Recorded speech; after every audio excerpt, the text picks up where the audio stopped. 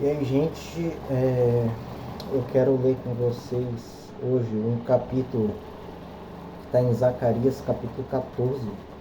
Eu vou ler todo o capítulo. Se você puder, pega a sua Bíblia, a gente vai ler junto. É um capítulo muito importante, é um dos capítulos mais importantes que fala sobre escatologia, porque todo o capítulo fala sobre o dia do Senhor, tá? Eu já fiz aqui vídeo falando sobre o dia do Senhor. Tem uma pregação que eu compartilhei como post, porque é de outro canal, é do canal da igreja. Tá aí, você procurar aí.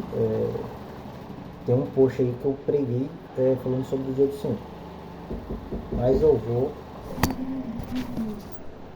eu vou focar aqui no. Eu vou focar aqui no capítulo em Zacarias 14. Diz assim: Vem o dia do Senhor, em que os teus despojos se repartirão no meio de ti. Zacarias está profetizando para Jerusalém. Ele está dizendo assim: Vem o dia do Senhor, em que os teus despojos se repartirão no meio de ti. Despojo é aquilo que se toma na guerra.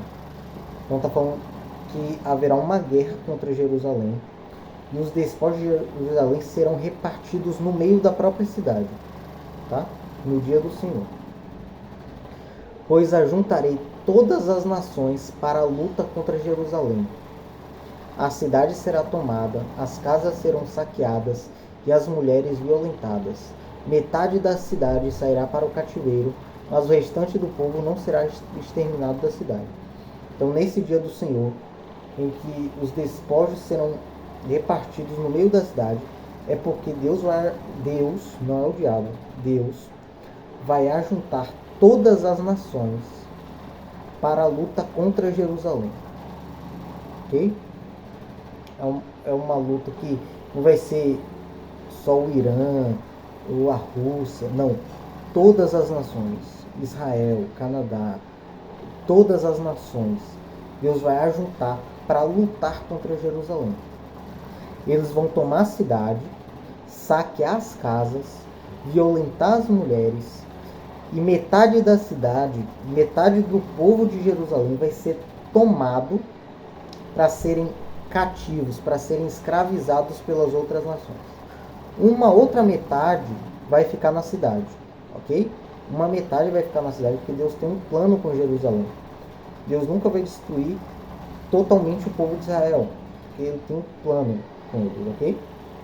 Versículo 3 diz: Então o Senhor sairá e lutará contra essas nações, como no dia da batalha, ok? Isso aqui é a batalha do dia do Senhor, também conhecido como Armagedon, que vai ser a batalha que finaliza a guerra de Gog e Magog. Essa profecia aqui, ela é relacionada com a profecia de Ezequiel, que fala sobre Gog e Magog, que vai invadir Israel do norte.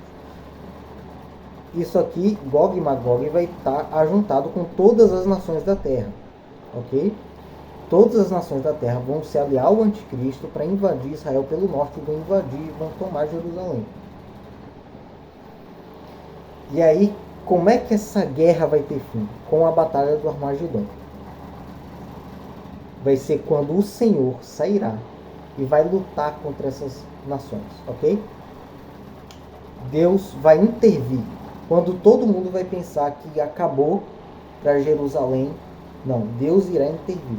E não é uma guerra de igual para igual. O Senhor vai vir com poder e força. Ok? E diz assim: Então o Senhor sairá e lutará contra essas nações, como no dia da batalha. Deus vai sair do céu, vir para a terra e vai lutar contra todas as nações. Versículo 4. Naquele dia, os seus pés estarão sobre o Monte das Oliveiras, que está ao oriente de Jerusalém. E o Monte das Oliveiras será cortado pelo meio, do oriente para o ocidente, e haverá um vale muito grande. E metade do monte será retirado para o norte, e outra metade para o sul. Aqui é Jesus, tá? Tá falando, o Senhor sairá. Aqui é o nome do Eterno, tá? Quando você vê, se a sua Bíblia for uma Bíblia traduzida por João Ferreira de Almeida, a palavra Senhor está com todas as letras em maiúsculo. Quando todas as letras estão em maiúsculo, é porque ali é o nome de Deus. Só que está falando de Jesus, ok? Porque está falando que os pés dele vão estar sobre o Monte das Oliveiras naquele dia. Então, Jesus ele vai voltar do céu, vai lutar contra todas as nações e ele vai pisar no Monte das Oliveiras. Isso lembra quando Jesus subiu ao céu e os dois homens falaram, né, quando os discípulos ficaram olhando para o céu, vendo Jesus subir, ser recebido no céu. Os dois anjos falaram: varões galileus, por que estão olhando? Esse mesmo Jesus que vocês viram subir irá voltar da mesma forma que vocês viram subir. E Jesus subiu no Monte das Oliveiras. Então ele vai voltar e ele vai pisar no Monte das Oliveiras. Ok? E aí o Monte das Oliveiras vai ser cortado pelo meio. Quando Jesus pisar no Monte das Oliveiras, que fica de frente para Jerusalém, de frente para o Monte do Templo, o monte vai se separar em dois. E vai ser feito um vale muito grande no meio. Uma metade do monte vai para o norte e a outra para o sul. Versículo 5. Fugireis, está falando de Jerusalém. Fugireis pelo vale dos meus montes. Que vai virar dois montes, o Monte das Oliveiras, e no meio vai ser o vale. Fugireis pelo vale dos meus montes, pois o vale dos montes chegará até Azel, e fugireis assim como fugistes de diante do terremoto, nos dias de Uzias, rei de Judá. Então o Senhor, meu Deus, virá com todos os seus santos. Então, olha só.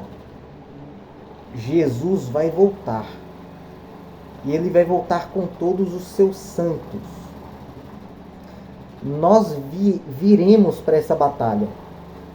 Tá? Quando Jesus voltar para batalhar, a batalha do Armagedon contra todas as nações, para dar fim à guerra de Gog e Magog, para salvar Jerusalém, nós viremos com ele. Ok? Versículo 6. A partir de agora, vai mostrar como será o mundo depois que Jesus voltar. Ok? E os pés deles estiverem no Monte das Oliveiras. Vai mostrar como será o mundo nesse dia que a Bíblia chama de Dia do Senhor. E aí fala assim, versículo 6. Naquele dia não haverá calor, nem frio, nem geada. Mas será um dia conhecido do Senhor, em que não haverá nem dia nem noite, mas mesmo ao anoitecer haverá luz. Ok? Quando Jesus voltar, ele estabeleceu o seu reino, esse dia, que é o dia do Senhor, não vai ter calor. A gente aqui, vocês estão ouvindo o barulho do ventilador por causa do calor. Não vai ter frio, não vai ter geada. Deus vai acabar, Jesus irá acabar com o calor e com o frio. Haverá apenas um clima natural, um clima suave, um clima agradável. E não vai ter nem dia nem noite. Por isso que é chamado de dia do Senhor. Por isso que o milênio, que é o que a gente chama disso, também é chamado de dia do Senhor. Porque nunca vai anoitecer. Não vai ter dia nem noite. Então não vai ter contagem. Então os 1000 anos vai se contar como apenas um dia. Por isso que é chamado de dia do Senhor. E aí fala que mesmo quando anoitecer vai ter luz. Então não vai ter escuridão mais. Até de noite vai ser claro. Versículo 8. Naquele dia águas vivas fluirão de Jerusalém. Metade delas para o mar oriental e metade para o mar ocidental. Isso acontecerá tanto no verão como no inverno. Então nesse dia vão fluir água. Água viva não é o bicho que arde. Água viva, quando a Bíblia fala água viva, está falando de água de nascente. Água que brota. Aquela água quando nasce, clara. É chamada na Bíblia de água viva. Vão fluir águas vivas de Jerusalém. Metade dessas águas vivas vão ir para o mar oriental e metade para o mar ocidental. Então isso aqui vai falar do templo. Eu acho que teria que ser outro vídeo para falar sobre isso, sobre o templo de Jerusalém. É aquele templo de Ezequiel 40 até 48. Mas vai sair um rio do templo E esse rio vai ir metade para o mar oriental e metade para o mar ocidental, porque Jesus irá conquistar as terras que Deus prometeu a Abraão, que vai do Egito até o Iraque. Israel nunca dominou todas essas terras. Jesus irá dominar, tá? De mar a mar. Isso vai ser tanto no verão, que não vai ser calor, e no inverno, que não vai ser frio. Versículo 9. O Senhor será rei sobre toda a terra. Naquele dia haverá um só Senhor, e o seu nome será único. Então o Senhor vai ser rei sobre toda a terra. Jesus não vai ser rei só sobre Israel. Ele será rei sobre toda a terra, sobre todas as nações. Vai ter um único Senhor, um único rei. Será o reino de Deus será chegará em sua plenitude quando Jesus voltar. Ele vem, então Jesus volta com todos nós, tá? Com todos nós ele volta para estabelecer o seu reino. Versículo 10. Toda a terra ao redor se tornará em planície, desde Geba até Rimon, ao sul de Jerusalém. Ela será exaltada e ficará no seu lugar, desde a porta de Benjamim até o lugar da primeira porta, até a porta da esquina, e desde a torre de Ananel até os tanques de espremer uvas do rio. Todas as terras ao redor de Jerusalém vão virar uma planície. Não vai ter mais montanhas e vales. Não, vai ser tudo plano ao redor de Jerusalém. Lembra? Até o Monte das Oliveiras, quando Jesus pisar, vai se fender em dois montes, e cada um vai para um lado. E vai ser tudo planície. Versículo 11. Ela será habitada e não haverá mais maldição. Jerusalém estará segura, porque quando todas as nações se reunirem contra Jerusalém, ela vai ser desolada, vai ser abandonada, vai ser difícil viver lá. Mas quando Jesus voltar, ela será habitada e não haverá mais maldição. Jerusalém estará segura. A gente não pode dizer isso hoje. O domo de ferro não pode proteger Jerusalém, né? Mísseis passam por ele. Ninguém pode proteger Jerusalém. Mas naquele dia, hoje, a gente não pode garantir que Jerusalém esteja segura, porque não está. Mas naquele dia, Jerusalém estará segura. Versículo 12. Esta será a praga com que o Senhor ferirá todos os povos que guerrearem contra Jerusalém. A carne deles apodrecerá enquanto estiverem de pé, e os olhos lhes apodrecerão nas órbitas, e a língua lhes apodrecerá na boca. Todos os povos da terra que se juntaram contra Jerusalém, vai acontecer isso com todos os soldados deles. Eles vão estar vivos, e a carne deles vai apodrecer, como de quem está morto, mas eles ainda vão estar de pé. A carne deles vai apodrecer, vai se decompor antes deles morrerem. Os olhos vão também apodrecer, ficar podres nas órbitas. E a língua deles vai apodrecer ainda na boca. Versículo 13. Naquele dia também haverá da parte do Senhor uma grande confusão entre eles, e cada um pegará na mão do próximo e levantará a mão contra o próximo. Vai acontecer igual quando Gideão e os 300 homens, quando os 300 homens tocaram as 300 trombetas, o exército inimigo, cada um começou a se matar. Eles pegavam a espada e matavam uns aos outros. E vai acontecer isso. Eles mesmos vão se matar. Versículo 14. Imagina, vai ser um exército de zumbis. Porque o corpo deles vai estar como se de alguém morto, que apodreceu, mas ainda vão estar vivos. Eles vão estar se matando. Versículo 14. Judá também lutará contra Jerusalém, e se ajuntarão as riquezas de todas as nações circunvizinhas, ouro e prata, e vestes em quantidade. Todas as riquezas das nações vão ser ajuntadas, ouro, prata e muita roupa.